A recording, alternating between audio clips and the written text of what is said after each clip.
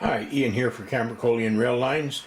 Just another quick update for you to let you know what we're doing and how we're making out. Right now we're looking at our Freightliner, and he's just edging into the final part of where we've got the track laid to on the new part of the layout. The track is laid basically from where you're seeing right now.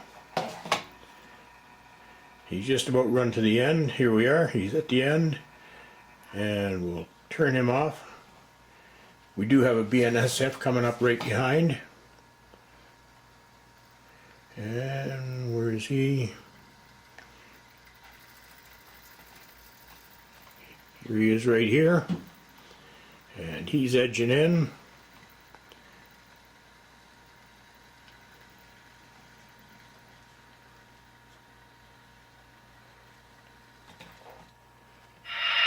Give you some noise.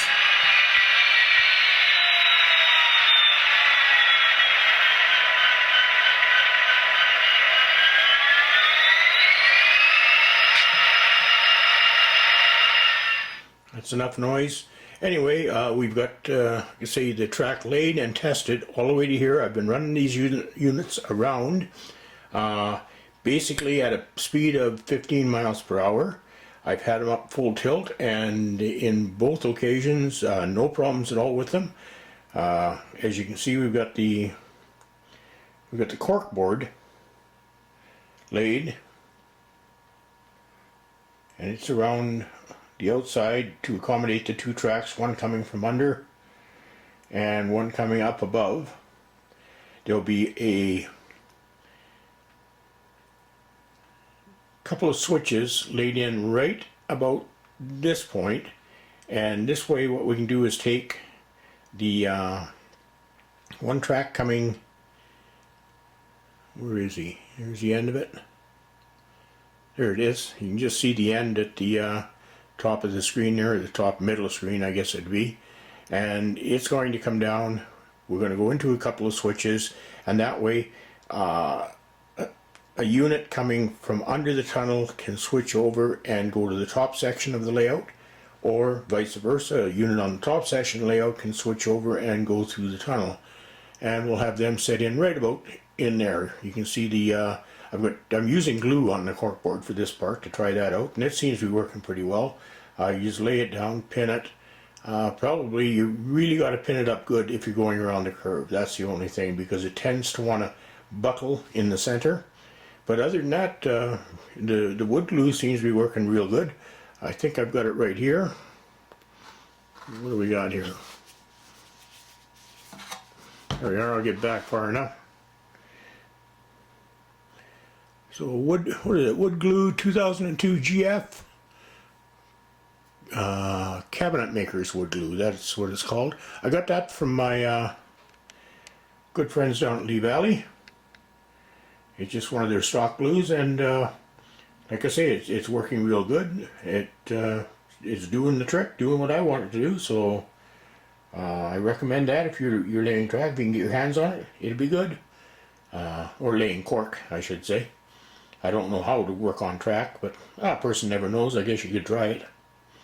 Anyway, what we'll do is I'll cut this here, and we'll go into the far room, and I'll just show you the ramps we have in there, and I'll give you some facts that I've kind of gathered together on my units and my travel and distance. I'll be right with you. Okay, welcome back. I guess we'll call this the blue room, because the lighting in here kind of tends to turn everything blue once in a while. I don't know what. I think what I'll have to do is maybe change out the fluorescence for something else. I don't know. Maybe somebody's got a suggestion. You can tell me what to do. Get the lighting proper.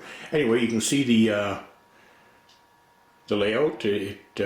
Round, just a big oval in this room. I'll get back a bit. I'm trying not to shake the camera too bad. And you can see the track goes up and around here.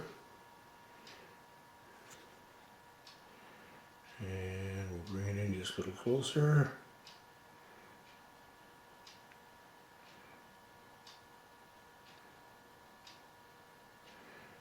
So the track goes up in the ramp here and out of the room, comes into the room on the other side.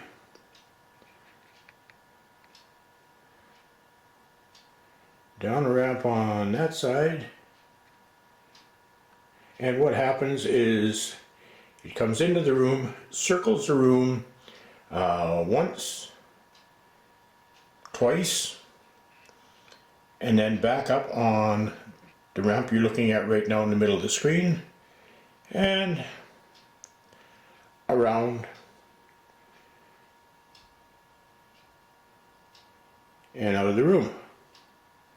So this has the capability, once the train is on this track coming in, it can switch down when it's going around the room in the loop, because it's down on the track you're seeing on the far left side there. So it can be switched and brought into any of the inner tracks in this room, or on the other side. Get a close up here.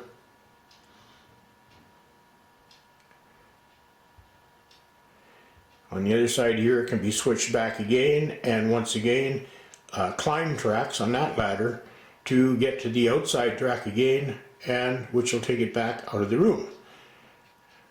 There's my little yard engine sitting there. I've tested him as well on it, and he's a finicky little guy. If there's anything at all wrong with a section of track, he'll point it out to you, because he doesn't like any problems. And with that, I'll cut it, and we'll go back to I guess the end part of the south leg just before it comes into the room here, and you can see the cork I've been laying there. Alright, back again, and this is just the last of the cork that I've been laying in, and it's heading back toward the infamous hole in the wall to take us to the room we were just in. And with that, I'll just give you some little facts I've been writing down. The actual distance around this section of track is 54 yards, or 1,944 inches. Multiply that by 87.1, which is HO scale, gives you 169,322 real inches. Divide that by 12, it gives you 14,110 real feet. Divide that by 5,280 feet in a mile, gives you 2.67 real miles around this track.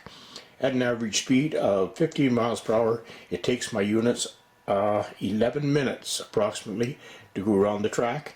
At 20 miles per hour, it takes 9 minutes. With stops at stations, when it's done for this leg of the track, it'll probably take about 20-25 minutes to make the circuit. So it's a goodly amount of time. It's not too long that a child playing would get disinterested waiting for the train to come back, and not so short that I guess we adults tend to get the feeling we're sitting there looking at an oval going round and round and round. So anyway, with that, I'll close this off. One final look at the hole in the wall.